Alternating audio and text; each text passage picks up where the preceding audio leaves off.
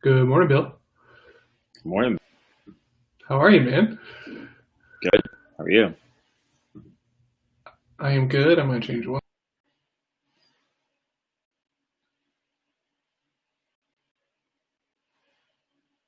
Lost you.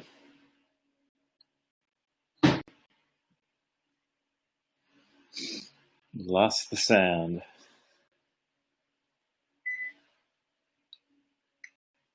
Nope, nothing now. All right, hold on one second. Okay. He's coming back, folks. Don't worry. He'll be back. See? There he is. How about now? Yeah, I can hear you. Okay, Yeah. cool. Sometimes when I make that switch between my laptop mic and my mic, it doesn't always pick up. Good morning, Mike, and thanks, Mike, for some help yesterday. You sent me some good information and for some stuff I was looking for.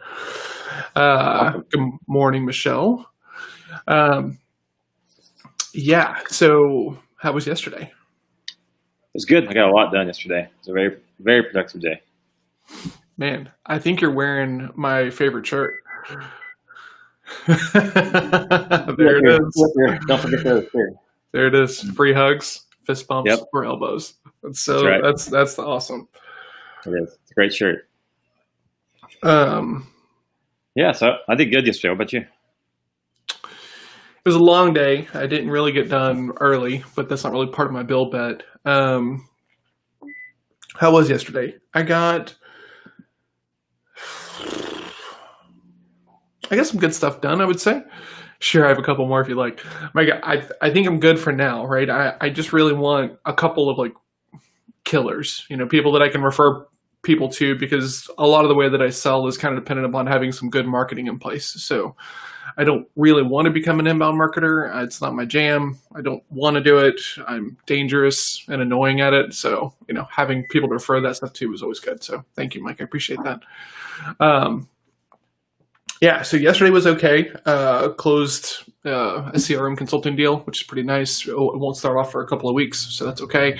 And then I had this epiphany at about 7 o'clock last night, right? Because I've got a handful of CRMs that I'm an affiliate for, right? Mm. So I've been trying to go the other way with the CRM consulting, make it really like high end and really boutique and everything else like this with all this stuff in there. And then like that's a market for sure, right? That people are looking for and everything else. But then there's like this whole other market that I think I can help out more of, people who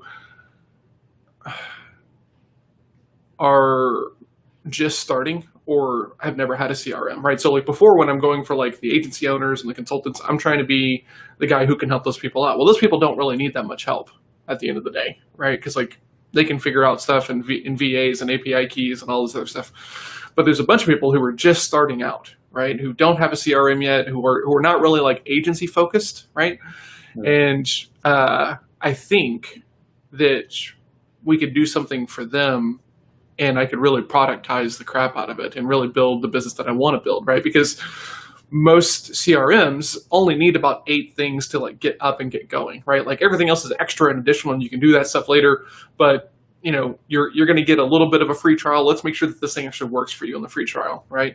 So we only need like 6 or 7 things, right? You need your email, you need your calendar, you need your scheduler, and things like this. So if we can market to those people, right? The people who are just starting out, like get your first CRM, and also get it set up out of the box with everything you need for it to go, right?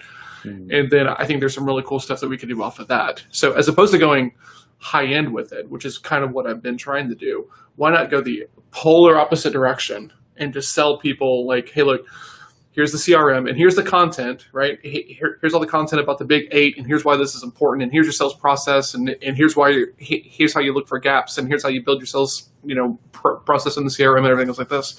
And then you can also submit like a survey, and we'll build it out for you, right? And I can hire someone to do that really cheap and really easily. Or there's another higher level of like, hey, do you want us to do it with you right there on the call?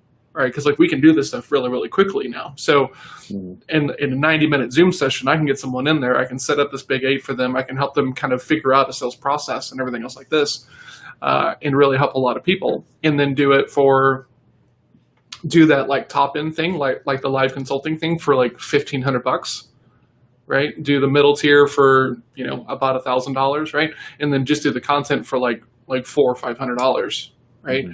Really, really simple. I can productize. I can use VAs for that middle tier because you're just filling out like a survey and we're going in there and doing it for you and then delivering it. And then the top one, which requires a live person, could be a live person, but it doesn't have to be me at that point, right? I could go find someone and pay them, $20 an hour to sit and just do these all day long. And dude, I'm fired up. What brought you to that epiphany? So on this call yesterday, right?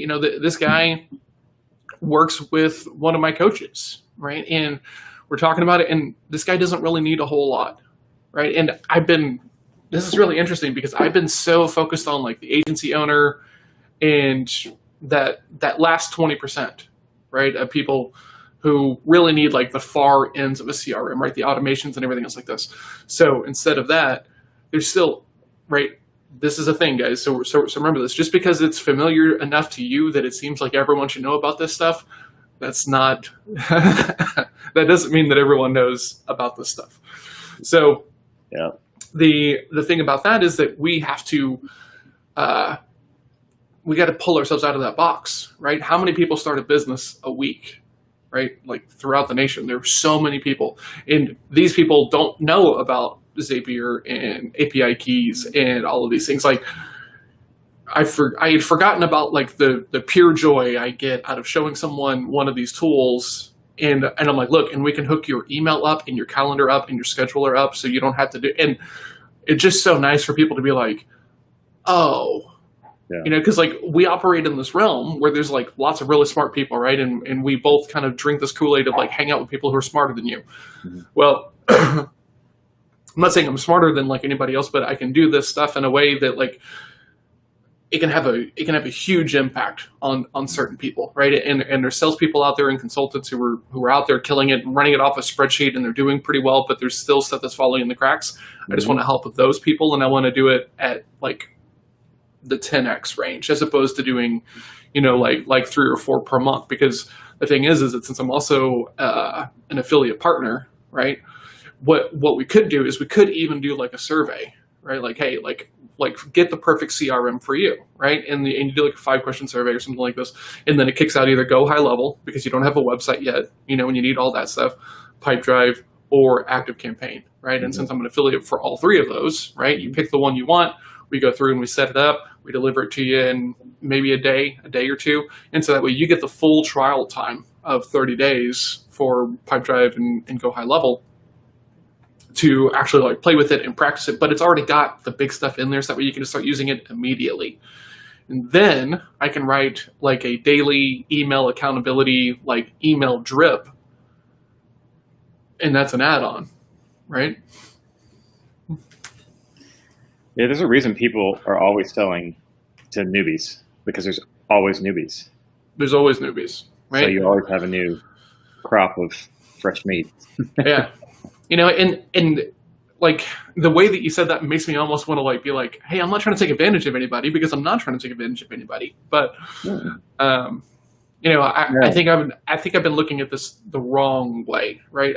Because like essentially I was trying to be kind of like a Salesforce admin for not Salesforce for like lots of small companies, and that becomes problematic at scale because, it becomes very like haphazard what people need. Well, I need this, right? And to try and train someone around that skill set would be really, really difficult. If we're just setting up the same 7 or 8 things on every platform you can imagine, then it just becomes cool. Like just setups and stuff like that, and we can do it for exponentially cheaper, and I can replace myself, which is really the goal, right? Because like if I could give someone who's been laid off, right? Like let's say my brother-in-law, I'm not sure it's going to be him, but someone along those lines, he got laid off, wants to work, not really sure what to do now.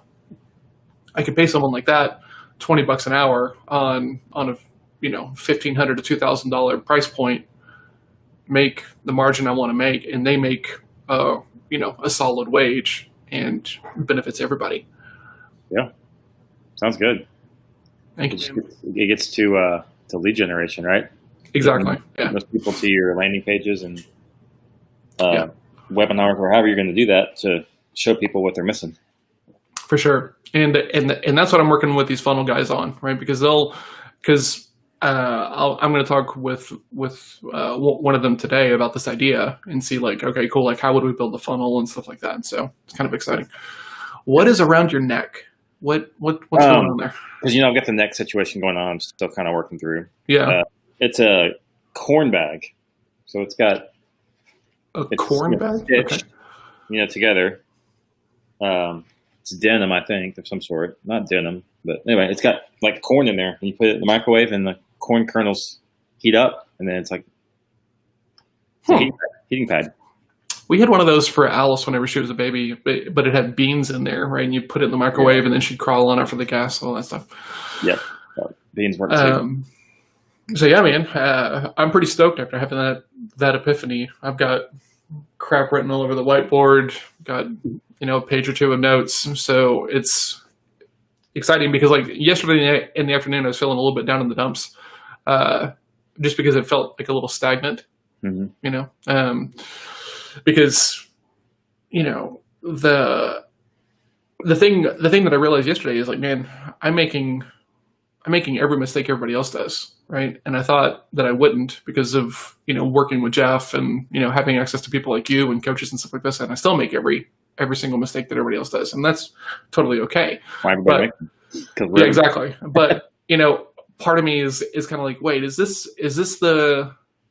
thing that this idea of like getting people started with the CRM and then letting them go, and then having some sort of maybe support pipeline or something like that if they want it. But I don't know. I think there's some cool stuff to figure out in like a whole other market that I've not really thought about addressing. So yes, I agree. I think that's to me, that backs up to the questions we were asking about understanding like what the market is asking for versus selling what you want to sell them, So yeah, because on this call yesterday, he showed me his little spreadsheet that he's been working with, and I told him, I said, because like the spreadsheet fields change depending upon time, and like he's put some work into this, and I said, where'd you get this? And he was like, I don't know, and I was like, okay, so he's tracking via spreadsheet, which is more than what most people do, but then I showed him just like 5 minutes of pipe drive, and I showed him like the activity stuff, and I showed him what we could customize and build out with time and stuff like this, and he was like, yeah, okay, and he was like, man, I just don't know if I'll use it. And I said, what if we chat once a week and I just hold you accountable to using this thing, right? Because like that's the goal, right? Is that within the first month or so, we turn this into something that you can't imagine like running your day without. So that way it becomes something that you actually want to use on a regular basis. And he was like, man, if we can talk once a week and you're going to make sure that I'm actually using this thing, I'm game in. How much is it? And so I quoted him a price, and he was like, yeah, let's go. And I'll get the affiliate revenue because, affiliate revenue is not nothing. There's a reason why lots of people are affiliate marketers, right? Sure. And I get a good chunk on pipe drive. And here's the deal: if you need to go high level, I can just put you on my agency account, and I get to keep all of it. Yep. So there's two options there, right? And I think this could be the thing. And then it's just about trying to get it done as efficiently as possible, so that way the pricing then becomes optimized for the market and for what I'm trying to do. Yeah, the epiphany I've had this year is, and we've talked about it a bunch off air, but is productizing value. Like that's the jam. Like once you figure out how to productize value, then you can sit and work on all the little projects you want to work on, and it doesn't affect your bottom line. Yeah. So it's a matter of finding that thing that people absolutely need, and you being able to put it in a repeatable process that people can do without you mostly, and they're getting exactly what they want. That's the key, like the super magic bean. The thing that's really interesting to me is that, how do I say this? Well, it's important to say that we haven't tested this yet. Right. Like I haven't done any marketing on this. This is not like gangbusters. I'm excited about it because I think there's a market here. But we haven't gone out and tried it. I haven't done any ads or paid spend or anything else like this.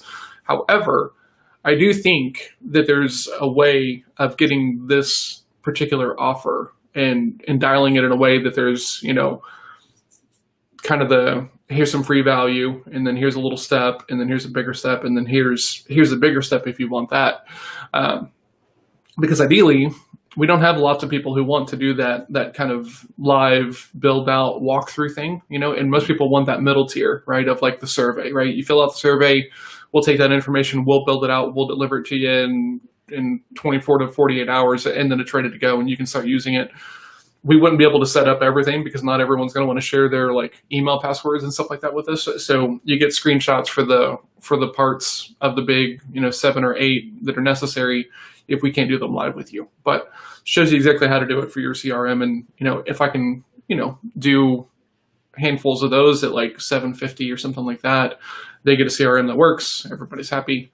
And then, there's other add-ons and stuff like that around like accountability. You can have access to my Facebook support group and my office hours, stuff like that. Yeah, I think that's where you figure out what your back end is once people start asking more questions for help, you can create your secondary offers based on that. Because, and like you said, you didn't test it yet for sure. I mean, you definitely got to make that happen. But, this is a market that already exists. You're not inventing anything here. So no.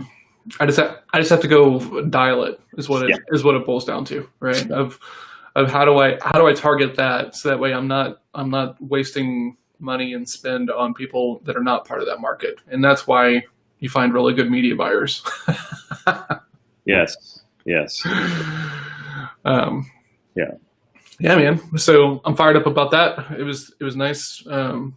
Yesterday was just kind of a day for the day. But today's going to be good. Yeah. So what do you got today? I've got, let's see, got a call with a client. I have a coffee. Who's that with? Oh, I got a new referral yesterday, and she's trying out Pipe Drive and she wants some help getting some stuff set up. So I've got that later on this afternoon, and then I've got I have a call with a lead at 4:00 that came from cold email stuff that we're working on as well. Okay. And is that it? Cool. Oh, and then I've got my kind of check-in with that funnel team that I'm working with. So full day today. I'm going to be spending some time with the new closer, talking about some role play stuff, practicing some stuff, things like that. So it's going to be a pretty full day. What about you? Same. I'm going to be doing a decent amount of writing today. I've got 2 meetings, one with a potential client, one with a networking group. I have that every Tuesday. Let's see. Yeah, just full client work type of day. I delivered some client work yesterday, and I got some edits back late last night. So fix those up. But that's it. I mean, pretty much it's one of those boring work days. That's cool. I like those days. I know what I got to do, and I just do it. Yeah. I mean, there's something to the. Good morning, Gabriel. Yeah. I think it was Thursday of last week. Like Melissa kind of had like not like a bad day, but not a great day, and like she was kind of like in the rut of it, and I stopped her in the middle of it, and I said, "Hey, this is one of those days, right?" And she was like, "Well, what do you mean?" And I was like, "Well, this is one of those days where you find out if the work is enough." And she was like, "Well, what do you mean?" And I was like, "Look, you're gonna have these days where you feel like you didn't really get anything done, or you got a lot of stuff done, but you're not really sure how it affects the bigger picture, right?" And on those days, the work has to be enough, right? Like the things that you're doing in the vision of where it's going to be have got to be enough to carry you through the boredom of some of those days. Because if you had too many of those days where you feel like the work is not enough, then what happens is you get burned out and you want to go do something else. And she kind of had this like look of panic, in her eyes, and I was like, and she's like, "No, I like my job." And I'm like, "I'm not talking about you quitting your job. I'm just asking you a question. If, was the work enough today? Like, is that it? Because this is the Kung Fu metaphor, right? Like no one gets to like a high level in Kung Fu unless they're willing to put in like the hundreds of thousands of reps for the end goal that they're working towards. And work is the same way, guys. Like there are going to be days, especially if you go out on your own, where you're going to be bored and incredibly lonely. Like I can't imagine starting out again right now, like you get laid off from someplace, you get furloughed, and you decide to like start your own thing right now, and there's no real networking, and like everything is like shut down, and I can't imagine trying to start a network in this time from scratch. Oh God, that sounds like a nightmare. Yeah, well, I guess because we're used to doing it in person, but there's so many more people trying to build a network right now. It's kind of That's true. it's not a bad time if you're. It just feels weird when you can't meet them face to face. Because like in the last 3 weeks, I've had probably 4 one-on-ones, just like virtual coffees, and they reached out to me. Nice. So Yeah. and they were legit. They weren't, "Hi, I saw your profile on LinkedIn. We need to schedule a call," because I really think we could benefit each other's network. Hey, I would love to get connected to see if maybe I could refer you to some of my clients. That's the one I hate the most. You're good fits for me to refer. I hate that one I'm the gonna most. pitch you. Like I get it if you're like, hey, I would like to like chat and see if there's anything that we could work on in the future. Like I use that one, right? And that makes sense. Like, hey, let's just see if there's something we can work on in the future. Like not right now, because you don't know who I am in most cases. Right. So, it's this weird dichotomy of like when you try so hard to like make it look like you don't have an agenda, you look exactly like you have an agenda. Yeah, you have to actually not have an agenda, people. Fair, yeah. You have to actually just want to get to know the person. Yes, and that's hard for me because we've talked about this, and if you have not seen the most recent sales throwdown, like you should go watch it because I'm pretty transparent about what I feel like when I'm selling or having a conversation with someone who's not in my like inner circle. Like there's always an agenda, there's always something going on. I'm so task oriented. I'm like, what's my task here? Yeah. And like I was talking about it with Melissa, and she goes, sometimes on that show you sound like you're not even the same guy that I know. And I was like, well, what do you mean? And she was talking about this idea of, because like I'm talking about like being like an engineer's mind in a salesperson's role, right? And the problems of that, because it's just like, man, I want to get into the weeds on a little bit of detail stuff because that's my jam. And I was like, this is what goes on in my head. And she goes, oh, you're just as crazy as I am. And I'm like, yes, I am more crazy than you are, right? Because like I'm constantly pushed into this role that I'm not really wired for. Right. Like I can do it and I can adjust, but like the weekends where my recovery happens are pretty reclusive and pretty hermitish these days because I'm, out here so much. So yeah, there's a lot to this. So if you're just starting out, right, like network, make it about other people, but like find stuff that you're like interested in. Like don't sell to a market that you just don't care about, because every one of those conversations is going to be just a pure beating. Like I love talking to consultants because they're exactly. Yeah. I love talking to consultants because they're typically working on something that's really interesting to me. So I have genuine interest about their projects. Maybe not about them, because I don't always, but about their projects and who they're trying to market to and like why is it important? And I mean, I'll talk about that with anybody who has anything going on until the cows come home. So it's about positioning the conversation around something that you can be fully interested in, so that way you're not just like counting the minutes until you say, "Can I show them?" So I'm going to give you a plug for your CRM business right now. So I will treat it from 1 million people so that everyone could hear why they need John to help you set up your CRM. Okay? The first part of that is if you don't have a solid follow-up system and you're in this scarcity mentality, every time you go to sell, you'll be a creep. You'll be trying to close and you'll do all those crappy things we talked about, right? But if you know that you have a fantastic CRM follow-up system in place, you're not afraid that this is the last time you'll talk to this person. So you can legitimately sit down and find out, like, hey, what's some cool things you're doing right now? What is it you're passionate about? Tell me some stuff you got going on. I want to hear about your business. And then you can mean it, and you can ask meaningful questions, and you can act a listener, and leave it there, and just be like, great. And unless it just naturally falls into a conversation that says, it sounds like based on that, we might be able to do some work together. Is that something we can talk about? If that doesn't just become a great part of that conversation, then you don't have to close. you can just put them in your system, and then your system's going to bring them back up. And you've heard this stat. We've all heard this stat 1,000 times. If you haven't, here it is it takes typically 5 to 7 touches most of the time before you get a sale. It just, with most people, they're not ready, right? They're looking, they're shopping, they're thinking. And that's the standard, like if I were to go read a book about sales type stats. So I'm not stepping in John's arena at all.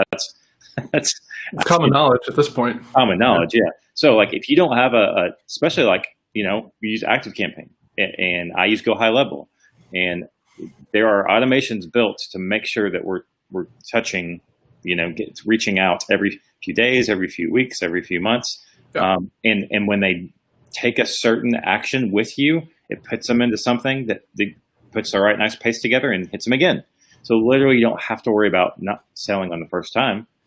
And you can be a nice, genuine person and not have to close the sale right there. But you can't do that typically if you don't have a CRM in place, because most people are not good enough on a spreadsheet to make sure that they hit every single list thing on the spreadsheet every single day, right? It's just really hard for people to do that. There's too much other stuff going on in their day. Because even the engineers like John who like that thing aren't going to hit it every day because they can't. They just don't have enough time in the day. Not that they don't want to. So it's CRM. There you go. What's really interesting is that the thing? Is that a pain point that I don't really think about? Because this idea of you're so assertive in the first sell because you're not sure how to manage a relationship. Is that a thing? Well, no, I think it becomes a thing because a lot of people don't like to be assertive in sales anyway, so they don't, and so they don't sell, and then they just have blown an hour to hour and a half of their time because they won't ever follow up. They just won't. Okay. So no, the people who are in sales roles, I would hope they're going to ask for the sale, but there's a lot of when we were talking about your former audience, right? The founders, the people like that who just don't want to sell, that they're not interested in that. That's what I mean. They're going to go in and they're going to come hard and they're going to sell and they're going to suck at it and they're never going to talk to those people again, or they're not going to sell. They're just going to get to know the person and then they'll never follow up. And so it's a waste of time. Yeah. Interesting. I had not thought about that as a pain point. Like this idea of like, let me hurry up and sell right now because I don't know when I'm going to get in front of this person again. Like, I don't know if that's a conscious decision. I'm saying that because people who don't want to sell tend to do those things, either sell real fast or not sell at all, only because they don't like to sell. They want it to be over. Yeah, that's true. Okay. As a result, they don't follow up because they don't want to do that again to themselves. That was uncomfortable. Absolutely. And here's the deal: you can completely write out and automate like a 7 to 8 series touch that happens after you hit somebody, right? You could put them in a certain section of your pipeline, and they get certain emails, right? So let's say that you talk to somebody, and so let's say they're talking to me, right? And we have a really good conversation, and they're like, yeah, the CRM stuff sounds interesting. I don't really need to close it right now. I could drag that person over to a certain column, which would then trigger a series of emails that go out 5 to 500 times if you want to, that kind of nurture and nudge and keep going and stuff like this. And you don't even need a separate email service provider, right? Because this means, you can trigger it as an automation inside of your CRM. So that way only certain people hit these things, right? So you could have an email series for like in my world, right? Like the entry level CRM stuff of just like how to set it up and everything else like this, a section for closers, and then a full on level for like high end consulting, right? Yeah. And the people that hit those segments get different emails, right? And different nurtures because it makes sense to do so. And it's triggered about the column or the tag that you put on there. That's not hard to do, right? And it saves you mountains of time, right? Yeah. And somebody like Gabriel, who's got a podcast, right? That a really popular model has been, once someone has been on your show, they get an automated email that says, thanks for being on the show. Here's this, this, and this, so that you can get more audience on your show. You have them help them share it to their audience. And then after that, you send an automation that says, hey, you talked about this on the show. Would it be a good idea for us to have a conversation? And then they go into one of those things you're talking about. Yes or no? Okay, drag it here.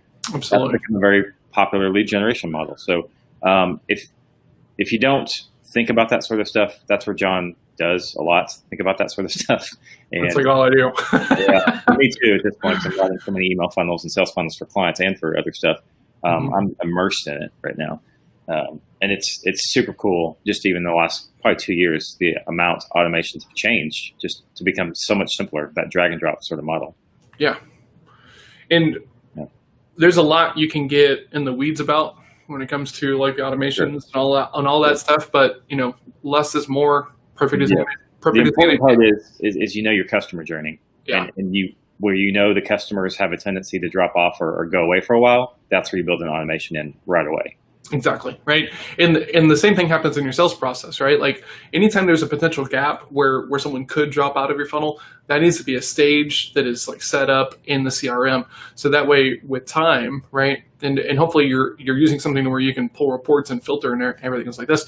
You can tell exactly where that stuff is dropping out, and then you can build automations, or you can revitalize your sales process to make sure that you're setting expectations and agreements around these things, right? Like I've got a friend who works in financial services, right? And he's an independent, right? So he works for himself, right? He's got a CRM and everything else like this. We're talking about it, and he was like, "Well, I don't have any gaps in my sales process," and I was like, "Cool, Okay. sounds great, John. I see a lot of value." Well, thank you, Michelle. And so I said, "Cool, you have no gaps." And he was like, "No," and I was like, "Cool. So every person you qualify, you close." He said, "Well, no." I said, "Well, why not? If you don't have any gaps?" And it's like, "Well, not everyone's qualified." And I was like, "Cool. So if people exit a certain period of your sales process and there's less of them, that needs to be a separate stage, because you need to be able to track how people fall out of these things so that way you can actually forecast it in the future."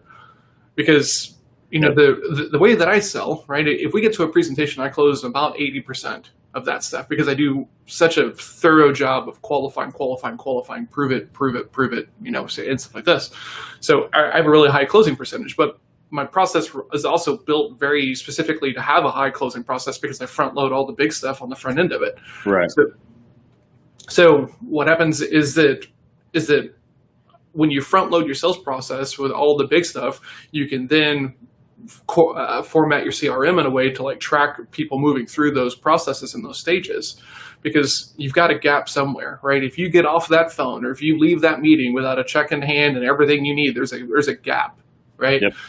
And for my friend who was a financial advisor, I said, okay, so tell me about your process, right? And Jake and I have worked in this realm, and we kind of know like what it's like.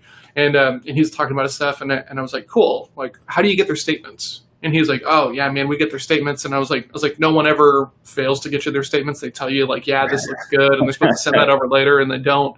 And he was like, oh yeah, that happens all the time. And I'm like, that's a gap. That's a gap, right? And so what you could do is you could have that in your CRM, so that way if someone hits that meeting completed, an email goes out automatically the next day that says, hey, just a reminder, right? Please send your information over so we can begin looking at how to get you in the best spot possible. And then you can have another email that goes out 3 days later. Hey, we have not received your information yet. This is really important to us. You know, you can automate that stuff, but anytime there's something you need the prospect to do that you can't make them do right then, right there's a gap. And you need to be thoughtful about that and tracking that in your CRM, because you don't know where the gaps are in the beginning of it, right? And my buddy, who's a pretty savvy sales guy, did not think about that as a gap, as a potential drop-off point, even though he had seen it. It's probably seemed more operational to him. Absolutely. But if you need it to close the sale, then it's a gap, right? Exactly. Yeah. If you don't get paid until the other side of this step happens, it's part of your sales process. And it's got to be something that you are either dealing with early, right? Because like the harder you qualify, the easier it is to close, right? That might be news for some people, but like at the core of this, like the way that I sell and the way that I try to help other people sell is not about being more influential, because we're not that influential at the end of the day. We're just trying to like draw out information from the people we're talking to, so that way we help them make the decision they're already leaning towards. So these people who think that sales is a game of influence and everything else, it's not. It is, but not in the way that people think it is. It's not about being smooth spoken or anything else like this. It's about really good listening. It's really good questions, permission, and buy-in. If you have those four things, and you can do those four things well, you're going to crush. Yeah, I think marketing is more about influence, and sales is more about trust. I mean, like obviously elements of both in both, but you have to be able to influence people's thinking to get you to come talk about stuff. And then the salesperson can do a better job of qualifying and asking good questions and removing obstacles and things like that. So, and then I like what you were saying about the gaps, and that I was just thinking about, I've got a friend that's a real estate agent, and he has they don't call them project managers. I forget what they call them, but like they're basically like the project manager of the deal. And the realtors, the higher volume realtors, don't do any of that stuff that you're talking about, like collecting because they have a team statements and tax statements and all that different stuff, right? They literally have someone on staff that does that, and their whole job is to pick up the phone when people don't hit a certain deadline and get the stuff, right? Because closing happens on a certain date, and no one wants to miss closing, and so you have someone who is constantly on top of that sort of stuff. And that's an easier way to see it, because that type of sale is so transactional, and everyone who's bought a house knows how many documents and different steps you have to go through. So you actually rely on that person to tell you, okay, what am I missing? What else do you need from me? Things like that.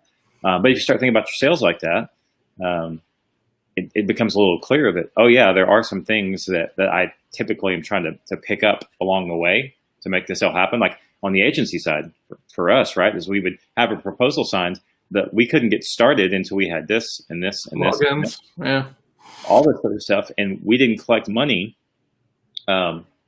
until we got that stuff, and we didn't start our timer. More importantly, because a lot of times you'd have a time frame with the client. Okay, we're going to get this done by this date. That's our first milestone. We're not starting the clock until we have this list, and so you don't think about that stuff. There's always in a service-based component, if you're not paying or if you're not collecting your fee completely up front, there's gaps, right? And you got to be really aware of it because the gaps, I mean, in website world, we had a problem in the beginning because we charged half up front and half upon delivery, right? And these people were writing their own copy and picking their own photos because that's not what we were doing. And man, we had probably 25 projects that were waiting on copy, right? And like in the beginning, it didn't seem like that big of a deal, but then all of a sudden we look up and we realize that we've got 20 projects that we haven't collected half of our funds on. And some of these projects were like 4, 5, 6 months old because like the owner's busy, has never written copy before, doesn't know how to write copy, but is things that they're going to be good at and wants to save a penny. Here's what I'm gonna tell you guys: spend all the money on copy and save money everywhere else you possibly can, right? Like with good copy, you will crush a lot harder than with good design. So go spend on copy. Absolutely. Go like my friend Charles, he's got this thing about olive oil, right? He goes, you want to buy the most expensive olive oil you can afford on a regular basis because it's going to show up in like how you cook. Same thing happens here. Invest in good copy. Like pay more than you think you should for someone who's really like good in your area and niche, and you can do design stuff later on. But get people who understand psychology of why people buy. Yeah, like get a copywriter that understands how to move people. Yeah, it doesn't really even matter in the industry. I'd rather have someone who just knows how to write, and then they can learn your industry. Yeah, absolutely. So these people were not writing their own copy, or they were writing their own copy because they wanted the worst idea. Yeah, save a buck, right? And we had all these projects, and then finally we were looking at it, and we had this kind of like first of all, if everyone showed up today with all their copy, we'd be in a rough spot. Yeah, you can get it all done. yeah, we would not be able to get it all done. Yeah. 2, like at that point, we'd had enough data about how long it was taking some of these people to like capture or write their copy, and we decided like, okay, like this is a nightmare as well. So we shifted the pricing model to 50% upfront, 25% once you like see the theme with your colors and all that stuff in there, right? In the Greeking text. And then last 25% whenever you actually have the copy ready. And since I've left, one improvement that they've made is you only get a certain window of time to get your copy to them for them to put it in. Otherwise, you have to do it on your own. So at Enelon, you remember Enelon? I met Ken last week. 50, 40, 10. That's how they did it. 50, 40, 10? They were not waiting on copy to get paid. Man, I love that. But honestly, moving from the 50-50 to the 50-25-25 was Mhm. such a significant difference in our cash flow. Sure. Oh, It absolutely. it made a huge difference. Yeah, Enelon had big projects though, so that was a large chunk of cash. The difference Sure. between 25 and 10 was like significant enough for the same reason. That's why we Yeah, did it. absolutely. Yeah. But there's gaps, right? And when you're doing your own thing, you got to be really aware of those gaps, because it got to the point to where like I was having these like fever dreams almost of like 7 people showing up and be like, okay, here's our copy, right? Like let's get it all put in. Can we have this done in 2 days? And me being like panicking, You can have it done in 6 months because that's how long you got.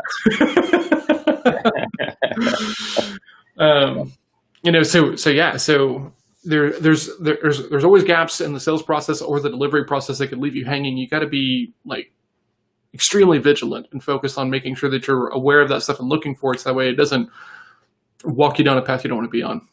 So I think that's our theme for today. Let's end there. Stay vigilant, people. Yeah. Stay vigilant. Whatever it is today, stay vigilant. Focused and intentional. Vigilant, like I love the word, but it's got this like connotation to it that I don't love, right? So, as I'm playing with words and stuff like that, like I like focused and intentional more than I like vigilant. Well, I don't know the connotation, but it's also it's a $5 word, not a 5-cent word. So a lot of people probably don't know what it means. That's true. Another good reason to skip it. But I like the sound of it. It's got a great like medieval like vigilance. Yes, vigilance. Yes. Yeah, all that stuff. Yep. Cool, man. What do you got today? Just hard work. It's hard work. There's no for the grindstone stuff today. Yeah. Locale on a sweet farm. Yes. I will be working on the porch for the next hour and a half, but then it gets too hot. Yes, absolutely, man. All right. Go get it. I'll see you in the morning.